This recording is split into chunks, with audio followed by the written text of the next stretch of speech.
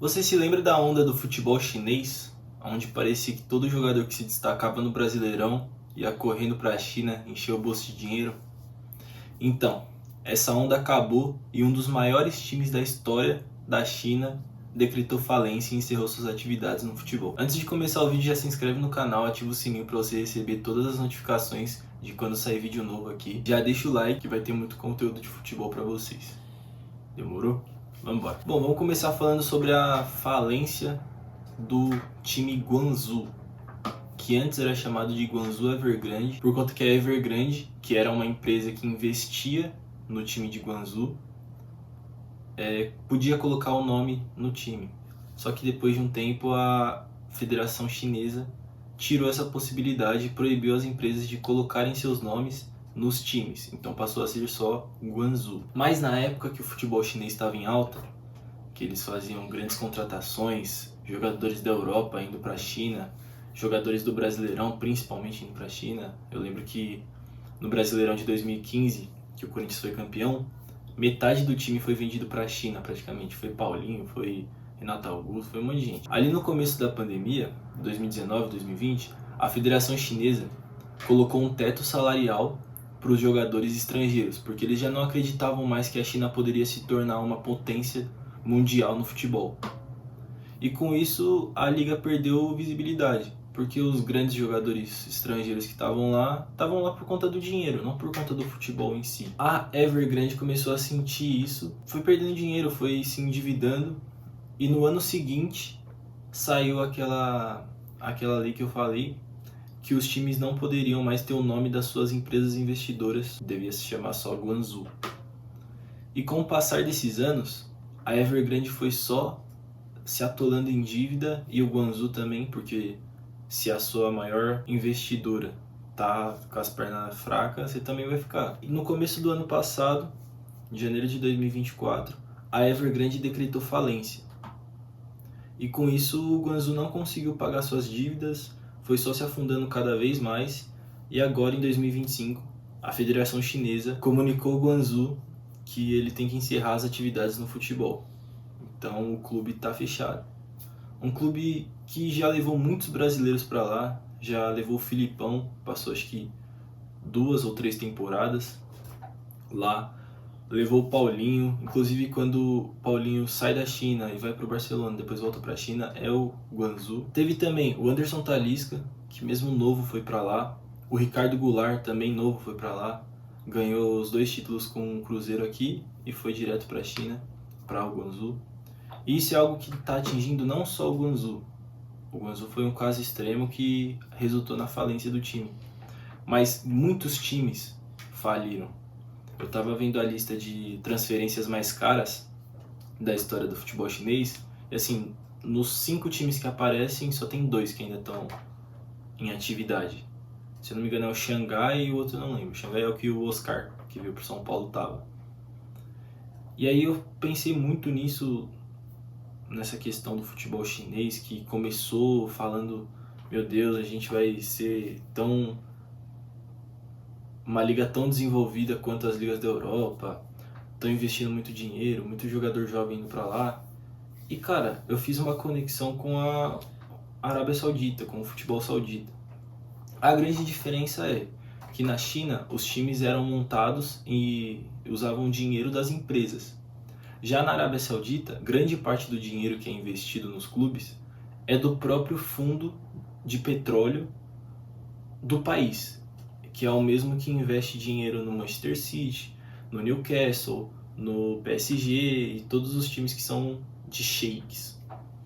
Então por isso que a fonte lá é um pouquinho mais funda, tem só um pouquinho mais de dinheiro. Mas assim, o objetivo do futebol saudita é o mesmo do futebol chinês na época: injetar muito dinheiro, trazer jogadores de nomes, jogadores que estão saindo da Europa ou saindo de outras partes ali com um pouquinho mais de nome, trazer eles para a liga, tentar desenvolver a liga ao máximo para fazer dinheiro. E no caso saudita ainda tem uma questão cultural muito forte, que é apagar a imagem que o mundo tem deles, da parte obscura, vamos dizer assim, que já entra num lado cultural que eu já não cabe a mim dar uma opinião sobre isso.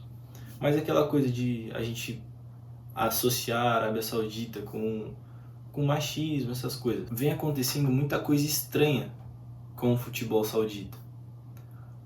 A gente se acostumou a ver os times sauditas no Mundial de Clubes, ali na semifinal. Então, vira e mexe, a gente via Al Ittihad, Al Hilal, o Al Nassr, e era sempre esses três numa rotatividade. Então, são basicamente os três maiores times e os três times que mais têm investimento. Que se acabar, eles continuariam tendo bons times, mas não com Neymar, Cristiano Ronaldo, Mané e tudo mais. Então, por a gente estar familiarizado com o futebol saudita, não foi um baque tão grande quando foi acontecendo as coisas.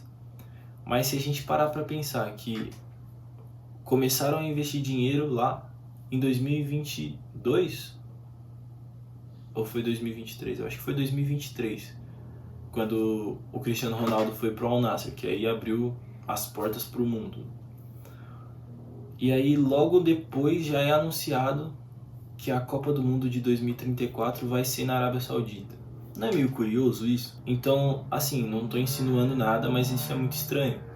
Na minha cabeça, parece que a Arábia Saudita está molhando a mão da FIFA, para a FIFA também dar essa prioridade, até mesmo manipular alguma coisa, para que os sauditas tenham preferência em sediar a Copa do Mundo. Se torna sede de uma Copa do Mundo, você vira referência. Só se fala de futebol, não se fala de outra coisa. Então isso também seria muito bom e muito conveniente para os sauditas conseguirem apagar esse lado ruim deles. Um parceiro meu, o ADM da página L1 Insider, o Vitor, ele me deu uma informação aqui que eu não tinha me atentado, que é sobre a manipulação na escolha da sede da Copa de 2022, que foi uma declaração que o próprio Michel Platini falou na imprensa, que na época ele era presidente da UEFA. E aí ele foi convidado pelo presidente da França na época, que eu não sei pronunciar o nome dele, então não vou nem tentar, para um jantar privado. E nesse jantar, o primeiro-ministro do Catar também estava convidado. Então foram os três. E aí, isso foi dias antes do sorteio da sede da Copa do Mundo. E o sorteio ele é feito, ele é transmitido, é como se fosse um sorteio da Champions, de fase de grupo, essas coisas. Poucos dias depois foi tirado nesse sorteio que o Catar ia ser a sede da Copa de 2022. Passaram-se os anos, até então normal.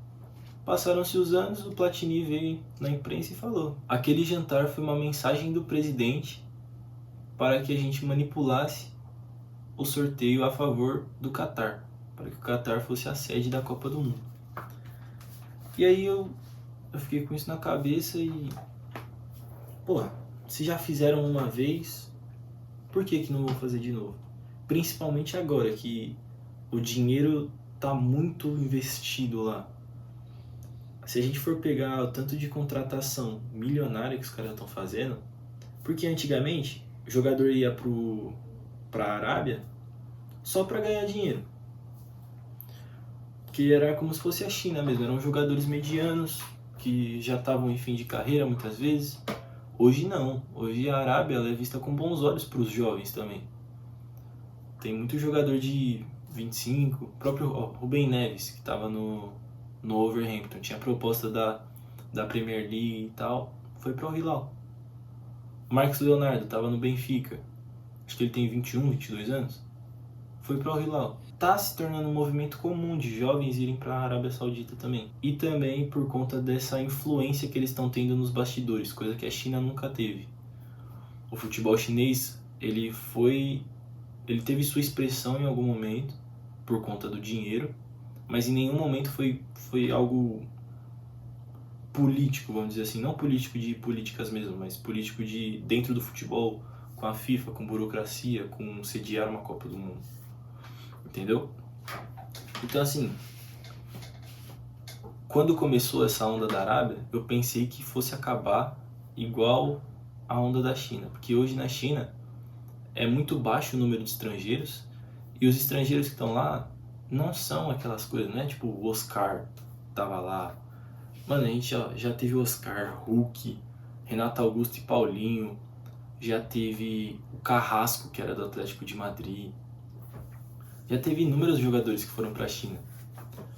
Então, assim, do nada o futebol decaiu lá.